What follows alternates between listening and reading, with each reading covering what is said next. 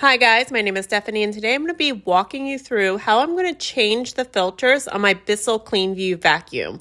I'll go over the different types of filters in a Bissell Cleanview vacuum, when you're going to need to replace them, whether or not you can wash them instead of replacing them with new, and talk about where you can get new filters for your Bissell Cleanview.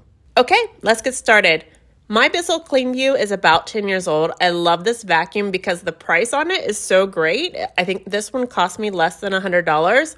And the suction on this machine is fantastic, even on my tile floors. But the key is you have to keep those filters very clean and make sure to give your vacuum a good deep clean a couple times a year. That'll keep the airflow and the suction at peak performance. So let's start with the pre-motor filter.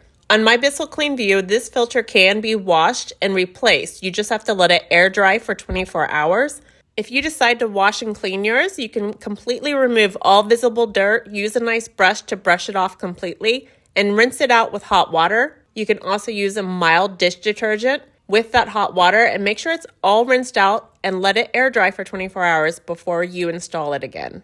But in my case, this one's getting pretty old and it looks pretty dingy even after I wash it. So I've decided to completely replace this one with a brand new one. Luckily, you can find replacement filters for any model of the Bissell Cleanview on Amazon's website. Just search for the Bissell Cleanview along with your model number to get the right filters for your machine. So some of them are going to be round, some of them are rectangular like mine.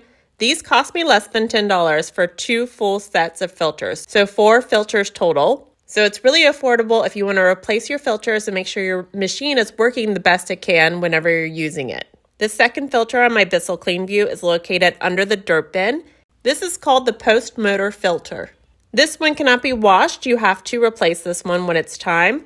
All you have to do is pop this one out and replace it with a new one and put the compartment right back into place.